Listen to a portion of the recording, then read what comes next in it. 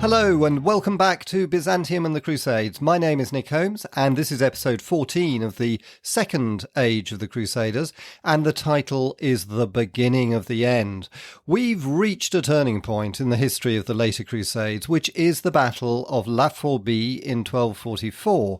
As you will hear, this peculiar battle in which the Crusaders allied with the Sultan of Damascus against Ayub, the Sultan of Egypt, resulted in a defeat from which the Crusader states never really recovered. Although the Seventh Crusade tried to save the Crusaders and the Arabs continued to some extent to prefer not to annihilate the Crusader states for fear of retaliation from the West, the scene was now set for the gradual demise and ultimate complete elimination of the Crusaders by 1291. Two developments would take centre stage during the last 50 years of Crusader history, and these were the arrival of the Mongols in the Middle East and the rise to power of a powerful new dynasty in Egypt called the Mamluks. With the Mongols, this was the famous empire created by Genghis Khan, which ultimately stretched from China to Europe and was one of the largest empires in the whole of history. As far as the Crusaders were concerned, the Mongols offered a ray of hope because they might convert to Christianity, and they certainly did cause a great deal of disruption to the Muslim world when they invaded the Middle East.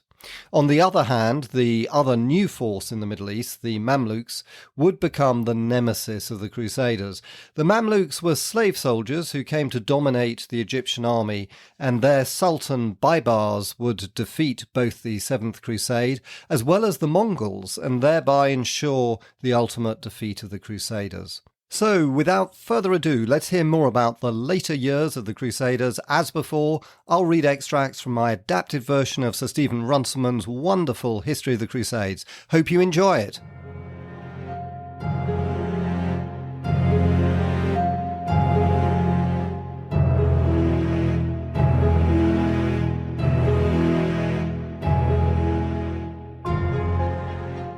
Facing the allied army of Crusaders and Muslims from Damascus stood the Egyptian army, under the command of a young Mamluk emir, Rukn ad-Din Baibars.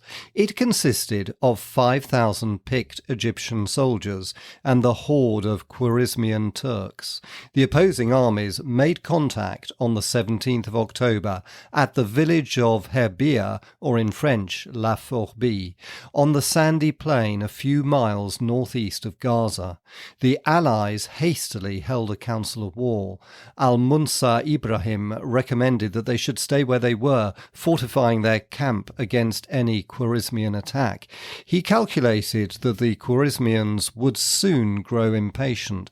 They disliked attacking a strong position, and the Egyptian army could not attack without them. With good luck, the whole Egyptian army might soon retire to Egypt. Many of the Christians agreed with him, but Walter of Jaffa eagerly urged an immediate attack. Their forces were superior in number. It was a glorious opportunity for destroying the Khwarezmian menace and humiliating the Sultan of Egypt, Ayub.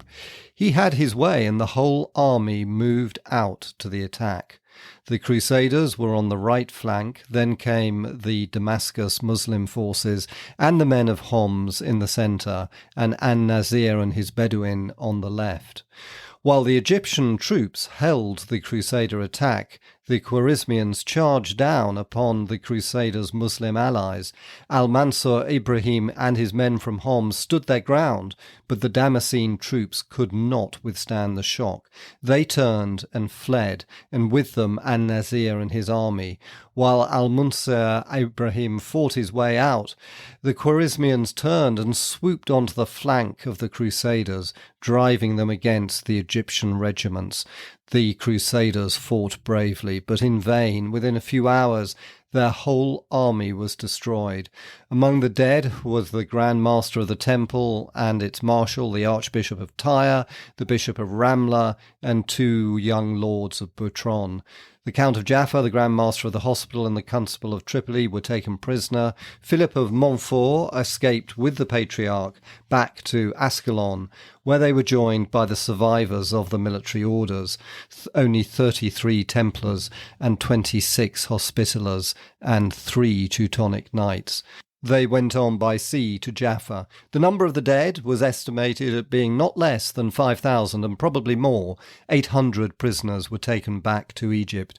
The victorious Egyptian army marched at once on Ascalon, which was now garrisoned by the military order of the hospital. Its fortifications proved their value. The Egyptians' assaults failed, and they settled down to blockade it, bringing up ships from Egypt to watch the coast.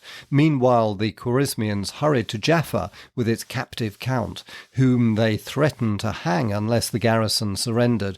But he shouted to his men to hold firm. The fortifications were too formidable for the Khwarezmians. They retired with their prisoner, whose life they spared.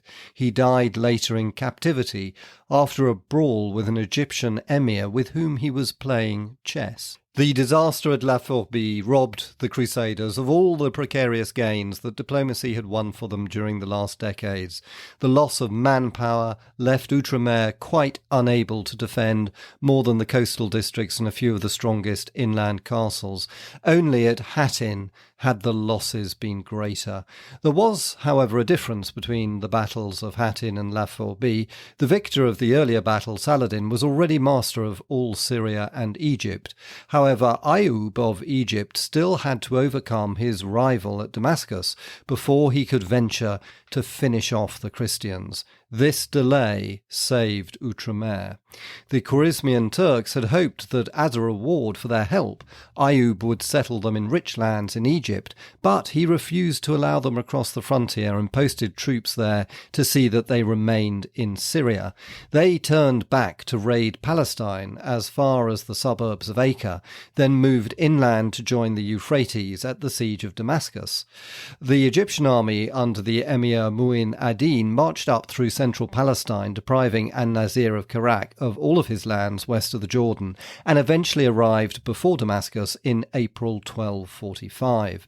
The siege lasted for 6 months. Ismail of Damascus cut out the dikes that held in the river Barada, and the land outside the walls was an impenetrable marsh, but the tight blockade organised by the Egyptians soon caused unrest amongst the merchants and the shopkeepers. Early in October, Ismail came to terms. He yielded up Damascus in return for a vassal principality consisting of Baalbek and the Haran. But the Khwarezmians were still left unrewarded. They therefore decided to abandon Ayub's cause, and early in 1246 offered their services to his enemy Ismail. With their help, he returned towards Damascus and laid siege to the city. He'd hoped that other Ayubite princes would join him against Ayub, but they disliked the Khwarezmians more. The regent of Aleppo and the Prince of Homs, subsidized by Ayub, sent an army to the relief of Damascus. Ismail and his allies raised the siege and came northward and met the relieving force early in May, somewhere on the road between Baalbek and Homs. He was severely defeated, and the Khwarezmian Turks were almost annihilated. Those that survived found their way to the east to join up with the Mongols, while the head of their leader was carried in triumph through the streets of Aleppo. The whole Arab world rejoiced at their disappearance. Ayub's possession of Damascus was complete. Ismail was restricted once more back to Baalbek, and the Ayubites of the north recognized Ayub's seniority. He could now give his attention again to the Crusaders. On the 17th of June 1247, an Egyptian army captured Tiberias and its castle, which Odo of Montbéliard had recently built. Mount Tabor and the castle of Beaver were occupied soon afterwards. The Egyptian army moved next to the siege of Ascalon. The fortifications which Hugh of Burgundy had constructed were in good condition, and there was a strong garrison of Hospitallers. Further help was summoned from Acre and from Cyprus. King Henry of Cyprus at once sent a squadron of 8 galleys with 100 knights under his general Baldwin of Ibelin to Acre, where the commune, with the aid of the Italian colonists, had fitted out 7 more galleys and 50 lighter vessels. The Egyptians had brought up a fleet of 21 galleys which was blockading the town, and which now sailed out to meet the Christians. But before contact was made, it ran into a sudden Mediterranean storm. Many of the ships were driven ashore and wrecked, and the survivors sailed back to Egypt. The Christian fleet was able to sail on unmolested to Ascalon and resupply the garrison and land the knights. But the bad weather continued and the ships could not remain in the unprotected anchorage off the town. Therefore they returned to Acre and left Ascalon to its fate. The besieging army had been handicapped by a lack of wood for siege engines, but the wreckage of their ships scattered along the shore provided them with all the material that they needed. A great battering ram forced a passageway under the walls right into the citadel, and on the 15th of October the Egyptian army poured through. The defenders were taken by surprise. Most of them were killed outright and the remainder taken prisoner. By the Sultan's orders, the fortress was dismantled and left desolate. Ayub, however, did not follow up his victory. He paid a visit to Jerusalem, whose walls he ordered to be reconstructed, and then passed on to hold court in Damascus. He was in residence there over the winter of 1248 and the spring of 1249, and all the Muslim princes of Syria came to do him homage. Meanwhile, in the diminished kingdom of Outremer, despite its losses and its lack of a central authority, there was internal tranquillity. Queen Alice died in 1246, and the regency passed to the next heir, her son, King Henry of Cyprus, after a protest from her half-sister, the Dowager Princess Melisende of Antioch. King Henry, whose chief distinction was his obesity, was not the man to assert his powers. He appointed Balian of Ibelin as his warden and confirmed Philip of Montfort in the possession of Tyre. When Balian died in September 1247, he was succeeded as warden by his brother John of Arsuf and as lord of Beirut by his son another John. Further north, Bohemond V of Antioch and Tripoli tried to keep himself apart as far as possible from the concerns of his neighbours.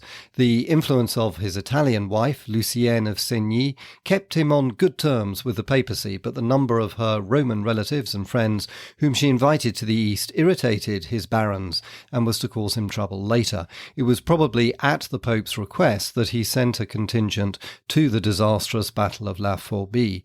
But at the same time, he kept up friendly relations with the German Emperor Frederick II and gave Lothar Filangeri and Thomas of Acera asylum at Tripoli, to the Pope's annoyance, though he refused them active aid. His quarrel with the Armenian kingdom lasted for some years. He vainly attempted to persuade the Pope to arrange a divorce between the young Armenian heiress Isabella and the new king Hetum in order to deprive Hetum of his right to the throne. But both he and Henry of Cyprus were specifically forbidden by Rome to attack the Armenians, while Hetum, for his part, was too busily engaged in warding off the attacks of the great Seljuk Sultan Khosrow to be aggressive. The marriage of Hetum's sister Stephanie to Henry of Cyprus in 1237 gradually paved the way for a general reconciliation. Bohemond had little control over the military orders settled in his dominions, but they had grown more cautious. In an attempt to reconcile the commune of Antioch with its strong Greek element, the papacy, it seems with Bohemond's approval, changed its policy towards the Orthodox Church there. It was clearly impossible now to integrate the Greeks and Latins into one church, so Honorius III offered the Greeks an autonomous church with its own hierarchy and ritual, so long as the Greek patriarch would recognize the supreme authority of Rome. Meanwhile, as the Crusaders argued over ecclesiastical matters and the Muslims quarrelled over dynastic issues, there arose a new power in Asia that would change the course of both Crusader and Arab history. This was the Empire of the Mongols. The story of the Mongol Empire began in the year 1167, 20 years before Saladin reconquered Jerusalem for Islam, when a boy was born on the banks of the river Onon in northeastern Asia to a Mongol chieftain named Yesugai and his wife Holun. The child was called Temujin, but he is better known in history by his later name of Genghis Khan. The Mongols were a group of tribes living on the upper Amur River and perpetually at war with their eastern neighbours, the Tartars. Yesugai's grandfather, Kabul Khan, had welded them together into a loose confederacy, but after his death his kingdom had disintegrated, and the Qin Emperor of northern China had established his rule over the whole district. Yesugai inherited only a small portion of the old confederacy, but he increased his power and his reputation by defeating and conquering some of the Tartar tribes, and by interfering in the affairs of the most civilized of his immediate neighbours, the Khan of the Karats.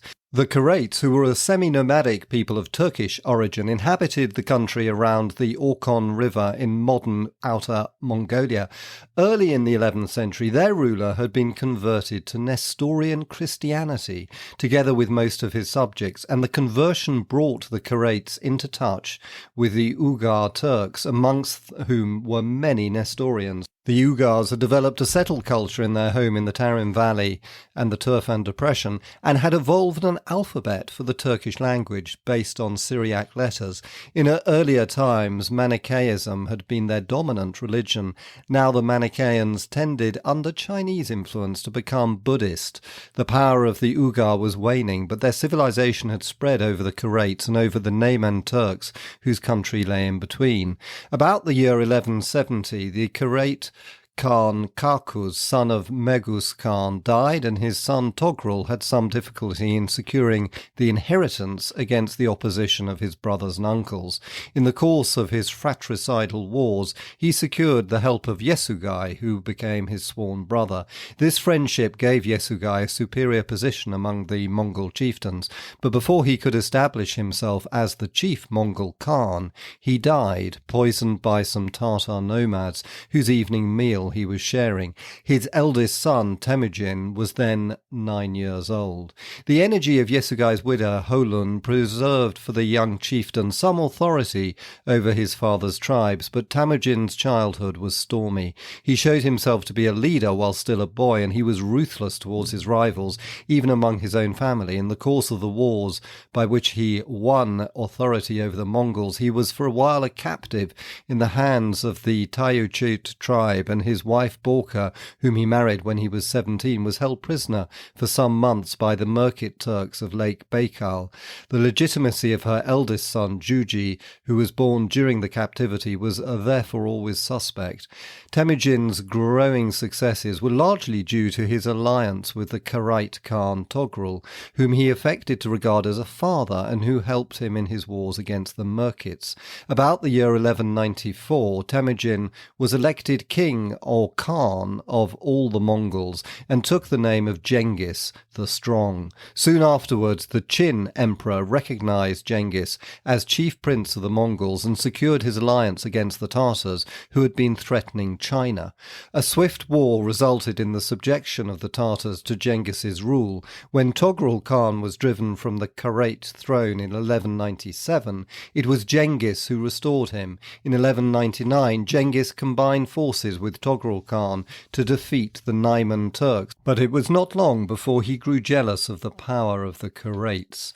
Togrul was now the chief potentate in the eastern steppes. He had the title of Wang Khan or Ong Khan, which filtered through to Western Asia in the more familiar form of Johannes, thus making him a candidate for the role of the legendary Prester John, who was entirely fictitious, but whose imaginary existence exerted a mesmerizing fascination for medieval Europeans. But Togrul was a bloodthirsty and treacherous man, singularly lacking in Christian virtues, nor was he ever able to bring help to his fellow Christians. In 1203 he quarrelled with Genghis. Their first battle at Elet was indecisive, but a few weeks later the Karait army was exterminated at Undur in the heart of the Karait land. Togrul was killed as he fled for refuge. The members of his family that survived submitted to Genghis, who annexed the whole country. The Nayman were the next nation to be subdued in 1204 at a great battle at Chakemaut, where the whole fate of Genghis's power was at stake. Wars during the next 2 years established Genghis as supreme over all the tribes between the Tarim Basin, the River Amur, and the Great Wall of China. In 1206, a Kurultai, or assembly of all his subject tribes, held on the banks of the River Onon, confirmed his kingly title, and he proclaimed that his people should be known collectively as the Mongols. The age of the Mongol Empire had arrived.